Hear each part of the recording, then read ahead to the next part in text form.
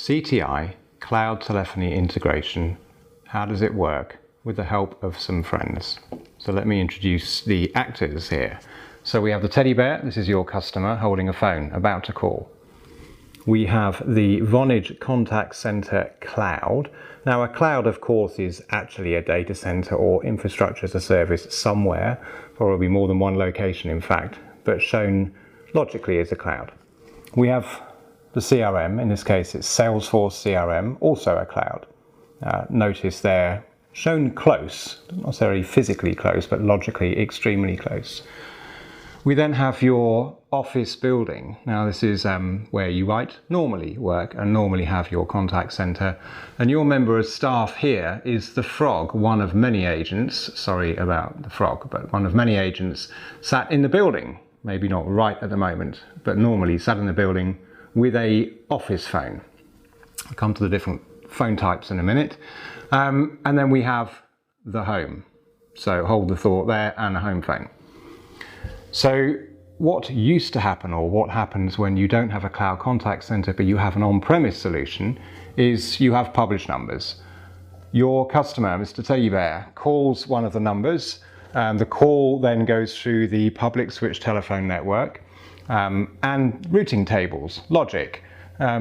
Set up in computers, their switches will know where to deliver the call. On-premise space, that call will go to your building. So the call, the bit of string is the public switch telephone network. It's going to go through lots of different switches, but fundamentally it's a line that looks like that. The reality though is it's going from one telco to the other through many paths and many switches to get to your office building. It enters the building maybe on some traditional phone lines, more probably today it could be IP, you could have VoIP and so on, voice over internet protocol, but the phone call is coming into your building. It's going to go to your switches on premise, maybe in your basement, hit your physical contact center hardware and software. The call is then going to be sent to one of the agents in the building. This could be done by a PBX, a private branch exchange, a PBX, or an IP PBX, so a digital PBX. So the call will go through the Ethernet wiring of the building, come out on a physical phone on the desk, as I've shown here, or maybe a soft phone on the computer. So that's the conventional way. Problems, of course, if you can't work in the building, all your staff need to go home, but your contact center is here, as are your phones. What then do you do? Contact center in the cloud, in this case the Vonage Contact Centre. Same thing happens to start with. So your customer is going to pick up their phone, dial one of your numbers. Now these numbers that they dial sometimes are pointing. Pointing is like call forwarding. So, on your mobile phone, sometimes you say, okay, I'm not here, I'm there, so forward all calls to this other number. That's pointing. Generally, we like to port. Porting means that when somebody rings your number, the telco knows not to send it here, but fundamentally to send it here. This is to the Vonage Contact Centre solution. Porting is very similar to changing your mobile phone contract. So today you're with Vodafone and you want to port your number to Orange, let's say, by way of an example, or from Orange to Vodafone to be perfectly fair. You port the number, it means you get the bill from somebody else, but you still own the number, and that's all porting is. So our customers port their numbers, we port them away from your current telco to us, so that when somebody rings your number, now this phone call goes from this phone through the public switch telephone network, switch, switch, switch again, many switches in this chain, to the Vonage Contact Centre solution. Just like it would have done if it had gone to your building, but now it's here. This is a multi-tenant cloud architecture, and the same hardware, the same software, and lots of it is running, receiving the phone call. But the first thing we can now do is cloud to cloud integration between the Vonage Contact Centre solution and, in this case, Salesforce CRM. So we will pass, sorry, they're a bit close together, we are going to pass the customer's caller line identity, the CLI, between here, as we received it, and here to Salesforce. Salesforce comes back and says, well, this is what we know about Mr. Teddy Bear. What we know is that Mr. Teddy Bear spends a lot of money. He's a high-profile customer.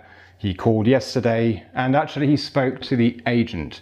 Which agent did he speak to? Well, Salesforce is going to tell us he spoke to the frog. And we would like to route the call now to the frog because it's going to provide the best service. So how do we do that? Well, we know the frog's number because it's just a phone. Now that phone number, it is a number, it's not about the phone. It's simply a phone number that we are going to call. So that phone, by the way, could be a physical phone on the desk. It could be an IP telephone in a turret.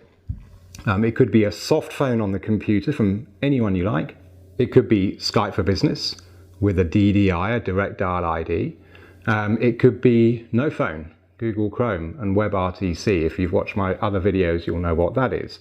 So Chrome rings, these are all just numbers or IP addresses, or we know that you're on this Chrome browser. We just call the frog. We call the frog's number. So we make a phone call. This is, by the way, in here are lots of switches, just like there are on this route. So we call the frog's phone, and this is a telephone call. We're not integrated to that phone, and that phone, whether it's manufacturer A, B, C, D, manufacturers we've never heard of, soft phones, hard phones, mobile phones, we don't care. There's no integration with this phone. It's just a phone call.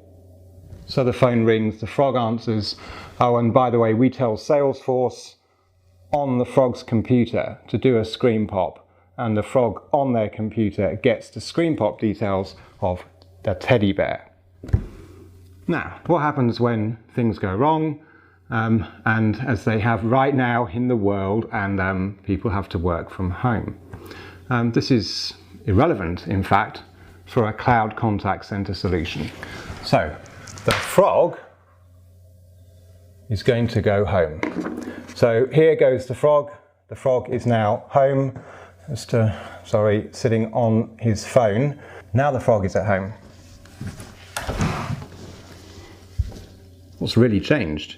Not a lot as far as we're concerned, because when the teddy bear dials your number, that call goes to the Vonage Contact Centre. Quick check to and from Salesforce to find out what to do with that call, and we call the number of the frog. It's just like that. Instead of like that, it's like that. We don't even need to know that they've gone home, and at home they could be using their home phone, a mobile phone as I'm showing there, or WebRTC in Chrome, the browser, a soft phone because they've got a laptop that they've taken home. But supposing that they don't have work laptops, this is an emergency, but they've got a home computer. They've got an internet browser, they've got Chrome, then they're away. They can run their CRM system and they can run their contact center from their browser on any computer. I hope that helps you understand a little bit better how all this works.